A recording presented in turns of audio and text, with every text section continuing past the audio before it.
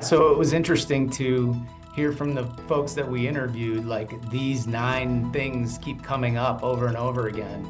And then, we wanted to find out like what were the core challenges? Like why were these ones, in short supply, difficult to procure? There's only a couple suppliers. The lead times are really long. And we kind of came up with 3 or 4 main kind of core challenges.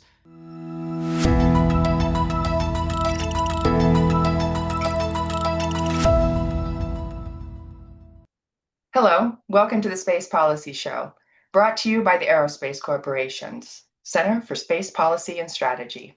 I'm Colleen Stover.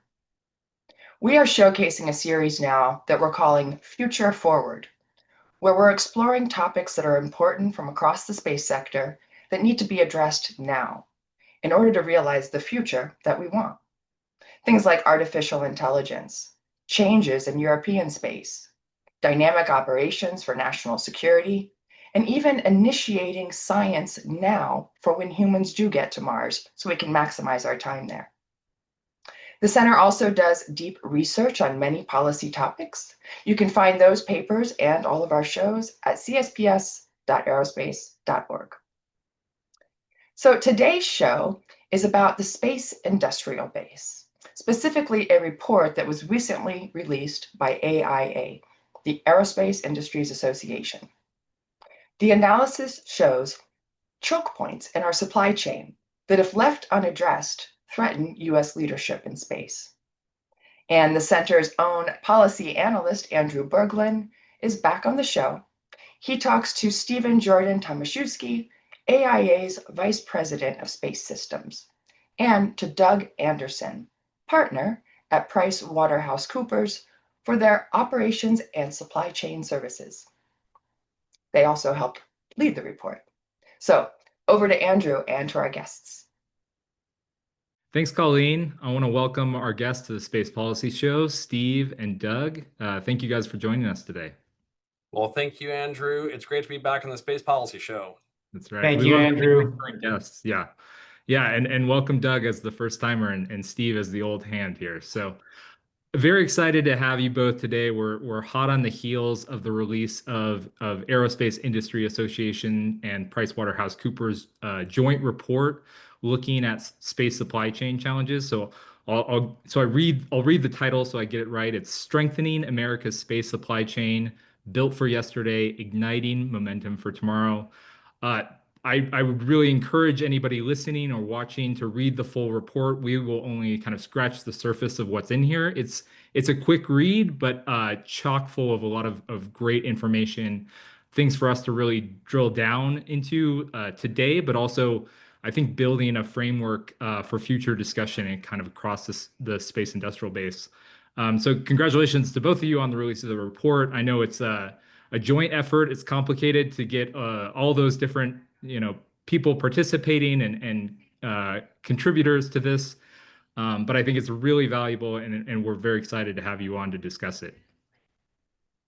Well, thanks for having us. And this is a great opportunity, really to kind of discuss some of the major findings. Where this report really came from is at the Aerospace Industries Association, we represent nearly 300 companies across the aerospace and defense industry, many of whom are manufacturing satellites and launch vehicles specifically.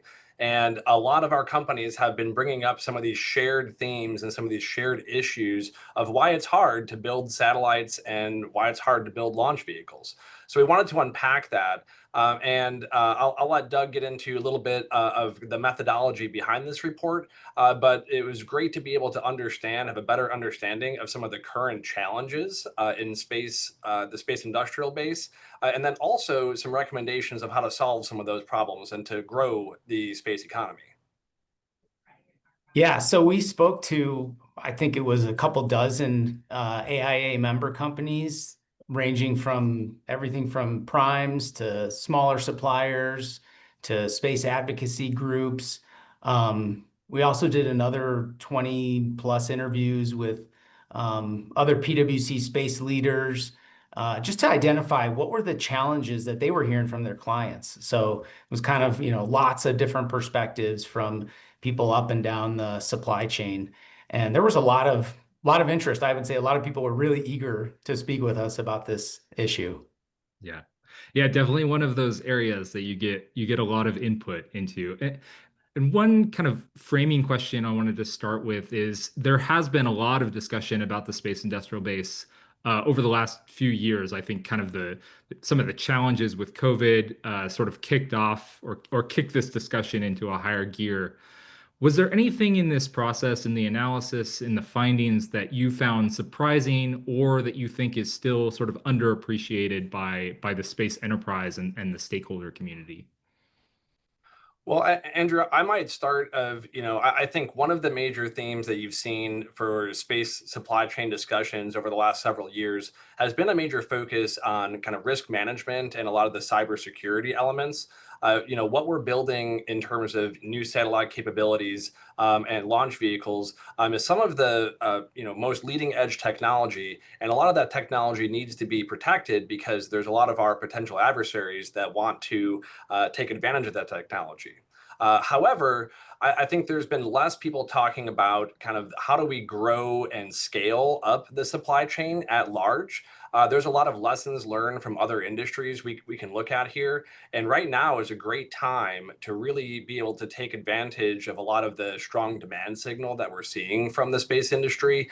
Things like proliferated low Earth orbit constellations, things like new launch technologies that's lowering the barrier of entry to get satellites up into space. So even though a lot of the conversations have really focused on some of that risk posture element, I think it's a good time now to really try to focus on how do we collectively grow the entire space economy and make sure that we're alleviating some of these major challenges and bottlenecks. Yeah. Yeah, and I'll just add on the things that or the findings that surprised us. One of them was the mismatch between the demand and supply. Seeing this huge surge in demand, but capacity is just not expanding alongside that growth. That was something that was maybe a little surprising. Another one is the degree to which there's concentration at the component level. So some of the components that we heard about, you're relying on just a couple suppliers, maybe even down to one supplier for these mission critical parts. And then, probably a third one is the level to which space it might be losing out to other industries. AI and energy is an example where, they're leveraging similar components and they might be losing out in that competition, if you will. Yeah, it's a great point, and I want to get to some of those factors that both internal and external competition factors that you talk about in the report. I want to start with the demand signal discussion. This is something that comes up a lot in supply chain analyses, these kinds of talks, this kind of reporting.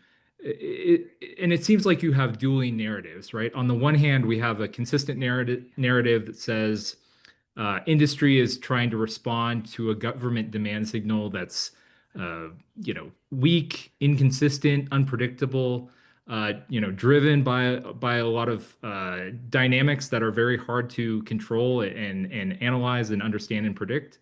And on the other hand, it seems like things have never been better for space industry demand, right? Commercial space is growing.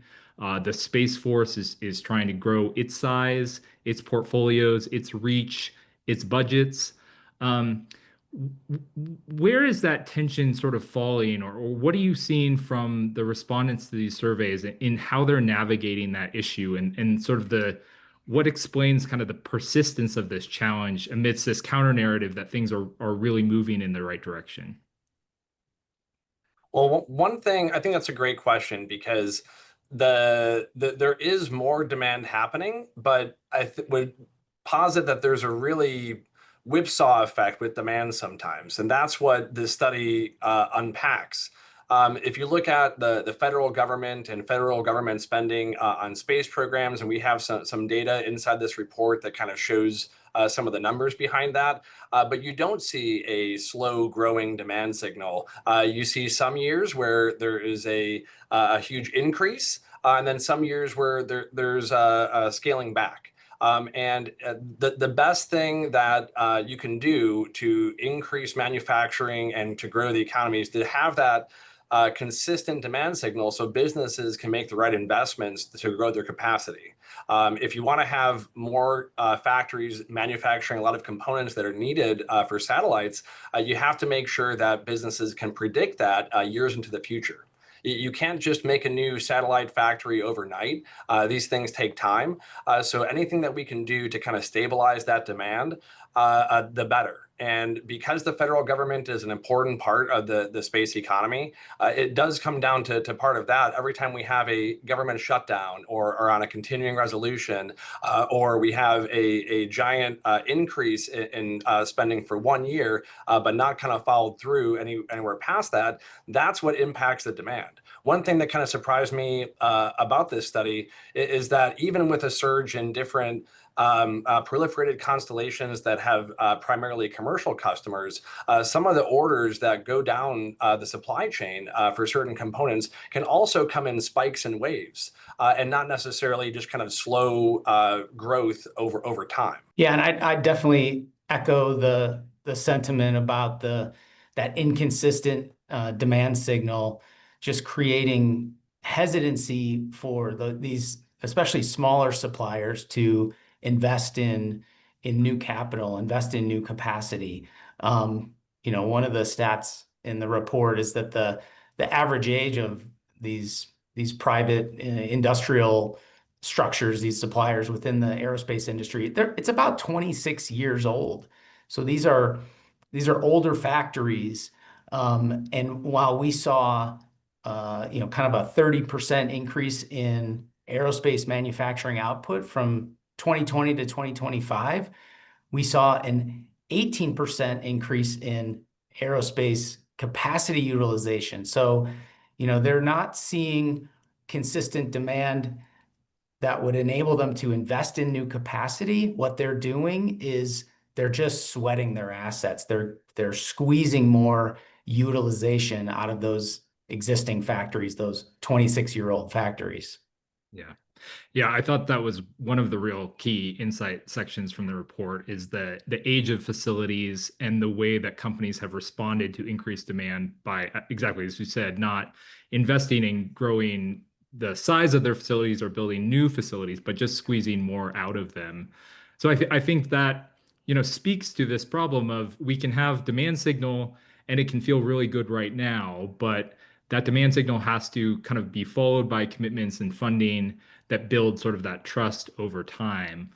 I wonder if you see anything kind of broadly within the Pentagon and the Space Force. We see, obviously the Acquisition Transformation Initiative from last year kind of galvanized a lot of interest and discussion. The Space Force is working toward the release of their Objective Force 2040 to sort of better project their long-term needs and give some better signaling about what that looks like. Do you see kind of those initiatives sort of moving the needle? Is it too early to say? Is there anything kind of you're excited about that either the department is doing or the Space Force is doing to try to send that better signal so that companies do feel confident in making those investments that would really enlarge their capacity? I think it's more than even a Pentagon perspective and some internal Pentagon initiatives.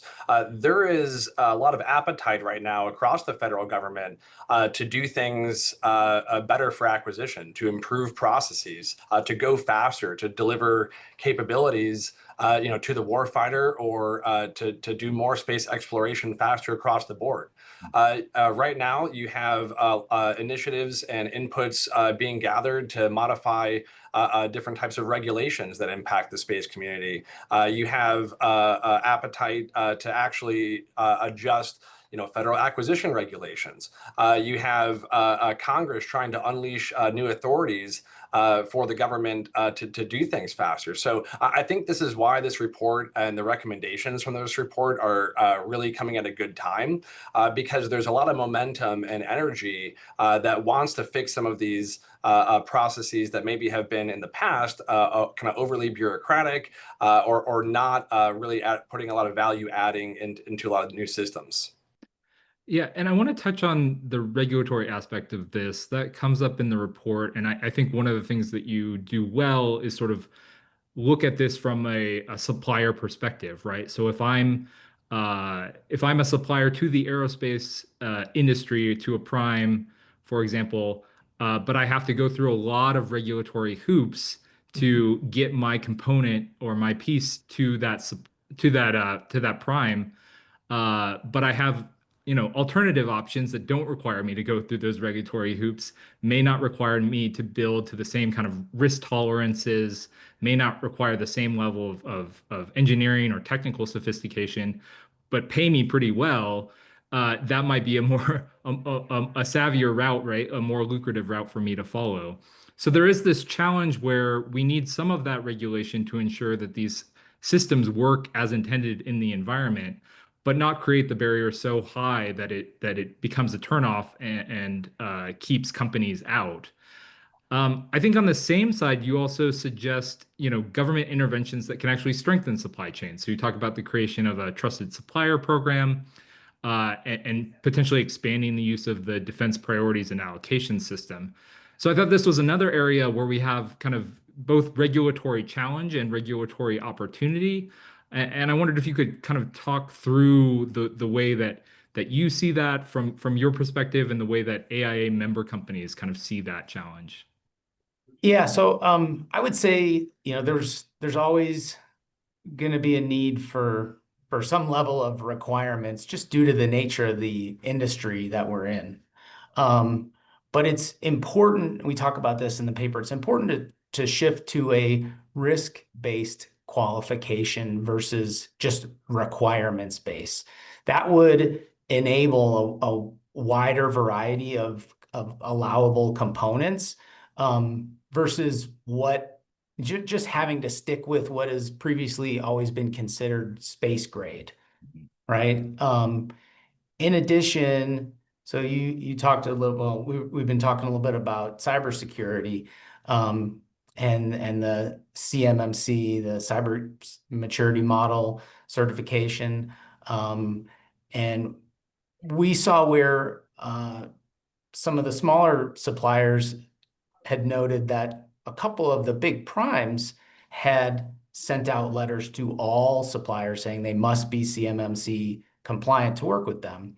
And, what not really looking at whether they're actually handling that sensitive information, but just kind of taking a very, low risk approach and saying all suppliers must, and that drives cost into the supply base. So that's another example of taking a risk-based, qualification approach to something as opposed to just taking a blanket approach. Yeah, and I think that risk-based discussion is both really important here and part, obviously, of that acquisition transformation kind of, the mindset and push that really speaks to acquisitions across the department. I thought one of the interesting insights of the report is the way that sort of over caution, right, not taking a risk-based approach also harms innovation. And can you talk a little bit about your findings related to that sort of we default to kind of historical practice, historical ways of doing things, and this makes us less innovative and less competitive in the long term? Yeah, one example I might just give is talking about one of the components we found was very difficult to manufacture for space purposes, is the connectors. And think of this as a small metal object that's transferring electricity and data. You need a lot of these to build a satellite or a launch vehicle.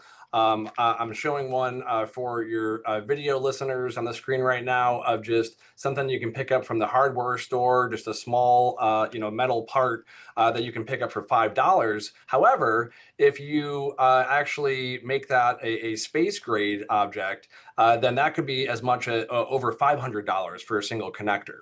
And there are good reasons for that. To put something into space, it has to survive launch.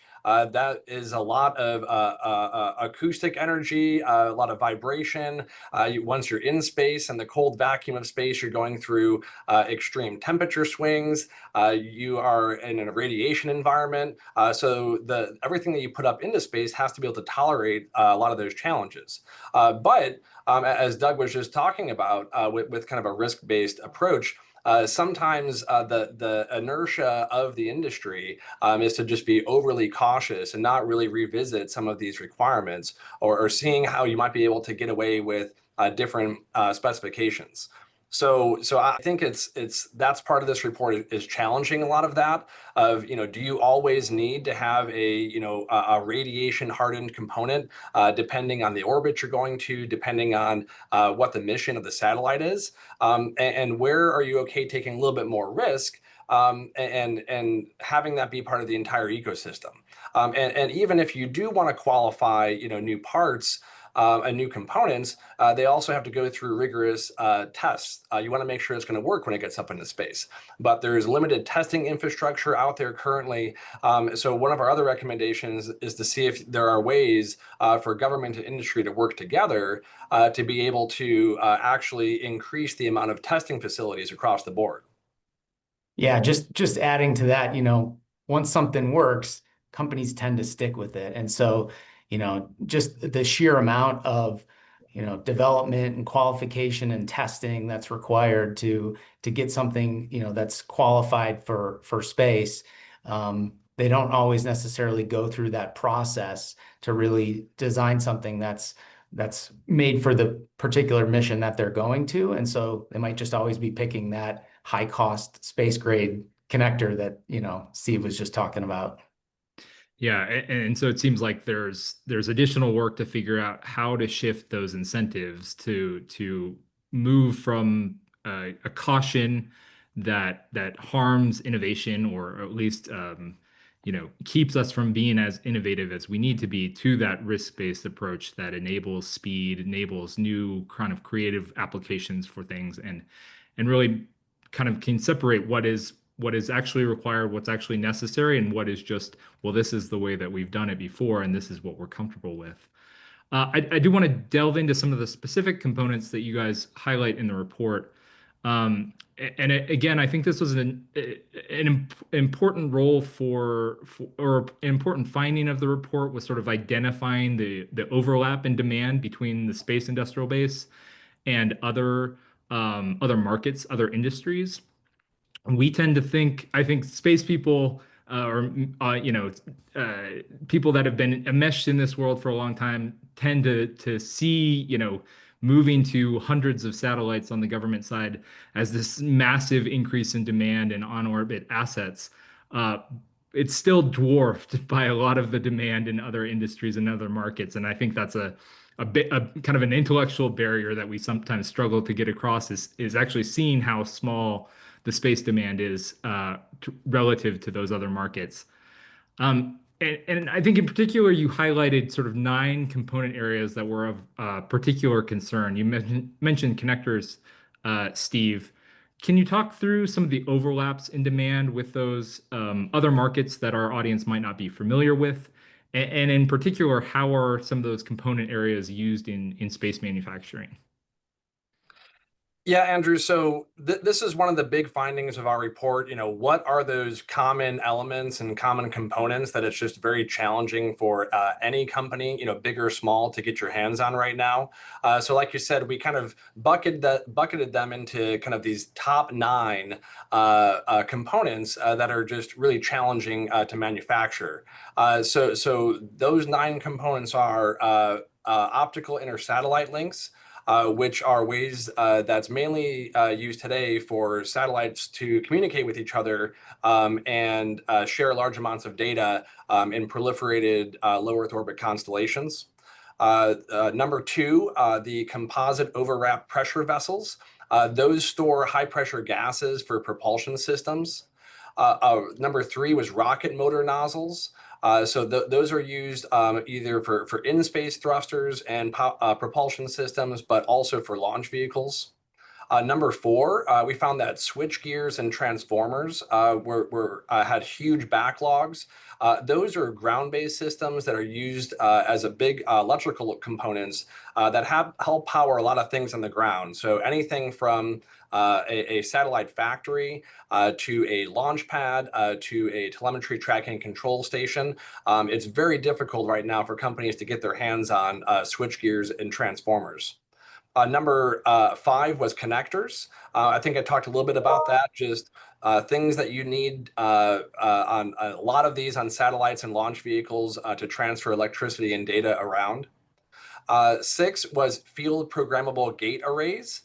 These are chips that help manage communication and control of satellites, and you use these at scale when you're building satellites and launch vehicles. Number seven was actuators, which transfer a digital signal into a physical movement and are used with any sort of robotics that you use in the space industry. Number eight was valves. And so, you can, again, go down to your local hardware store and get a valve, like the one I'm showing here in my hand of something for $30 that is a simple, brass valve that is transferring some water and it opens and closes. But some of the valves that are used for launch vehicles, as an example, could cost up to $1 million because you're transferring large amounts of very cold fluids around at very, very high pressures as well. And then lastly, for number nine, post-processing as a category. So even if you make a certain type of connector or actuator or other components, sometimes you have to do special chemical treatments or heat treatments to that after the component is made. And there's a backlog of doing some of that. And a lot of companies are thinking about, how much they want to do that in-house or how much they are using some post-processing facilities out there. But maybe let me turn it over to Doug to maybe talk about why those top nine came to the top of the report this time, and why it's so difficult to manufacture these things. Yeah, so it was interesting to hear from the folks that we interviewed, like these nine things keep coming up over and over again. And then, we wanted to find out like what were the core challenges? Like why were these ones, in short supply, difficult to procure? There's only a couple suppliers. The lead times are really long. And we kind of came up with three or four main kind of core challenges. The first one is lengthy and complex supply chains. So, for example, on the rocket motor nozzles that Steve mentioned, like if you think of a carbon-carbon nozzle, and there's a very long set of steps of processes from everything from a rayon fiber, going through ovens and all kinds of, highly capital intensive processes. It's a long, lengthy, and complex supply chain that in some places, goes down to one or two suppliers. And so that's a core challenge that's just difficult to overcome. And definitely a cause of shortages and supply chain challenges. Another one of these core challenges was that other industries dominate demand. So, like Steve mentioned, the switchgear and the transformers that's used in ground stations and launch pads and factories. And, in that case, a lot of AI data centers and energy infrastructure is sopping up those components, that equipment. And so it makes it difficult for space to get their hands on those. Another one is like FPGAs, right? So even though, those are specialized types of chips that, space manufacturers need, a lot of the electronics industry, and again, AI data centers is dominating a lot of the supply for those, or the demand for those, sorry. So that's a couple examples where on that second core challenge where other industries dominate demand. And then a third one is just extensive testing and qualification that's required. We've talked about. So for things like valves and actuators, connectors, they've got to go through that testing to verify that they're going to work in space, that these will be reliable. And that testing and all the paperwork that's required with that and all the digital documentation, it adds time, it adds cost. And so it's just another challenge that we heard over and over from the folks that we interviewed. And what do you see as some of the sort of promising steps that we can take to grow the space industrial base and alleviate bottlenecks for these components? Obviously, some of those factors, external demand from data centers is not going to be something any of us solve, right? Like that train is rolling along. But I think areas like testing and qualification seem like there's some pretty immediate steps that we could be taking. What else or along those lines do you see as promising? I think it's important to realize there is no silver bullet here. You're not going to be able to just, fix the space supply chain overnight. It's going to take time, and there's a lot of different factors and things that we can do. But a couple of things, that we haven't talked about already. One is we had a recommendation about a bi-directional data sharing platform where it'd be easier for companies and the government to have visibility into some of the major supply chain issues that are coming up. If there's a supply chain issue that is affecting a wider industry, the quicker that you can identify that, the quicker you can potentially solve it. Right. If no one's aware that there's a problem and it could impact everybody else, then it's really not going to, you can't do anything about it. So having some sort of increased visibility in there, across the enterprise would be a big benefit. Another one I'll just mention would be talking about removing some of those barriers to entry for companies. We talked a little bit about how regulations can make it difficult to expand a factory or for kind of new companies to get certified and qualified to be able to manufacture certain types of components. But there could be a good role for government or maybe for larger companies here to find ways to make it easier for kind of new entrants to become part of the supply chain. So whether that's sort of training, whether that's finding certain grants that could alleviate some of those initial bottlenecks, I think it's ideas like that that are going to actually help and move this forward. And I would add on that last point, Steve, it's also kind of on the primes to be using that risk-based approach to requirements that's going to enable them to look at and include more companies, maybe companies that are making commercial off-the-shelf parts or automotive grade parts or parts that could be used in a space environment, but maybe aren't because if everything has to be space grade. So looking at where can we relax requirements, still taking a risk-based approach that can invite other suppliers that haven't always participated in the space market to become interested in it and able to provide those components. Yeah. I want to shift a little bit to talking about the role of private capital here. Another, kind of part of your report, it talks about how private capital is really concentrated in downstream applications, right, that command higher margins that are closer to the customer. This doesn't always translate into higher demand for or more stability within those kind of critical upstream inputs.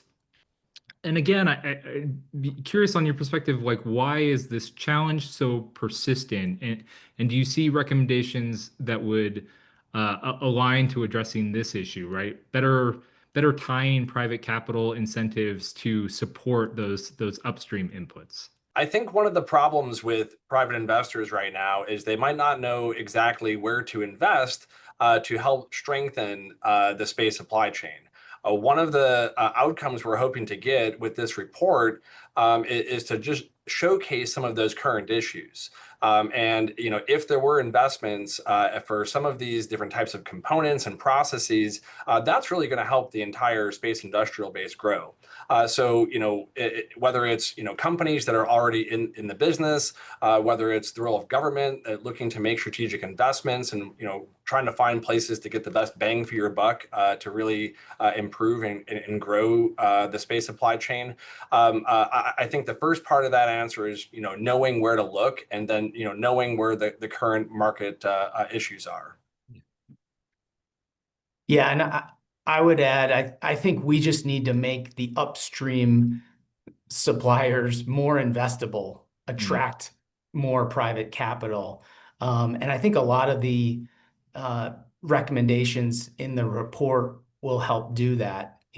Providing more stable demand signal, lower barriers to entry on the regulatory side. Like some of those things would really help make those upstream companies more investable, more attractive to private capital.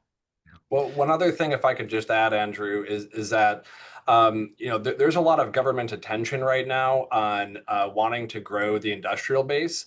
In December 2025, there was an executive order published about space superiority, and they mentioned supply chain issues, space-specific supply chain issues, and call-outs to expand the industrial base 6 different times in that report. Which is just a great signal that this is going to be a major, line of effort for this administration. And part of that is not only some, private investors and strategic government investors, but also how can we attract, foreign direct investment to help grow our domestic manufacturing as part of this equation as well. Yeah. Yeah, one of the other graphics I really liked in the report is you show cost savings as you add the number of suppliers for a given component. And what it shows is you pay a premium when it's really just 1 or 2 suppliers in a given area. 3 to 4 is kind of a break-even point, and then cost savings result as you increase from there. So it's not only that when you have these areas of fragility with only 1 or 2 suppliers, you're not resilient, but you're also paying more for that lack of resilience. So I think those are all great points about connecting private capital, making private capital work in these upstream applications better by strengthening those. And I think the government attention can go a long way in trying to like push us toward the answers that will get us there. I kind of want to wrap up with one final question that's maybe a little bit predictive. Steve, you've been quoted as saying that 2026 is going to be the year of the supply chain. I'm curious, both, what do you think that means? And if this is the year of the supply chain, how will or should the future look different? Well, I think there's a lot of factors like we talked about today, why the supply chain and the space supply chain is cool this year, and why it's getting a lot of attention. I think the opportunity to go further on this is really going to depend on government and industry working together. And at the Aerospace Industries Association, we're committed to working with all of our companies and government folks to illustrate some of these problems, but not just to stop there, but to actually, do some implementation and to try to alleviate some of these bottlenecks across the industry. I know the Aerospace Corporation is doing some great work, and there's a lot of energy behind this. So I'm just hoping that the more awareness that we bring to these issues, the more that we can discuss what could be some potential solutions, and then kind of work together on recommendations. I think this is going to be a pretty transformative year for the space supply chain. Great. Well, we look forward to having you on a future episode of the Space Policy Show where we can circle some of the accomplishments that this report and the energy from across the space enterprise has helped achieve. I just want to thank you both so much for the work on the report, to you and your teams at both Aerospace Industries Association and PricewaterhouseCoopers. I think it's excellent work. We've only kind of scratched the surface of what's in there, and so I would really encourage people to read the full report for themselves. And I think again, just kind of pushes us further toward implementation on some of these critical issues. And I'm very appreciative and grateful for the partnership that we have amongst the people that care about this issue and are working to drive solutions. So thank you both. Thanks, Andrew. Great to be here. Thank you, Andrew. Appreciate it. Thank you, everyone. Steve and Doug, a lot of good work coming out of AIA right now. Thank you for walking us through today, and to Andrew for picking it apart just a little bit. And to our audience, those 9 critical components that they discussed are also on the webpage for this episode, but the full report and its recommendations are really worth the read. This analysis raises some alarms. And hey, as they said, supply chain is cool. Again, the name of the report is Strengthening America's Space Supply Chain, Built for Yesterday, Igniting Momentum for Tomorrow. Great title.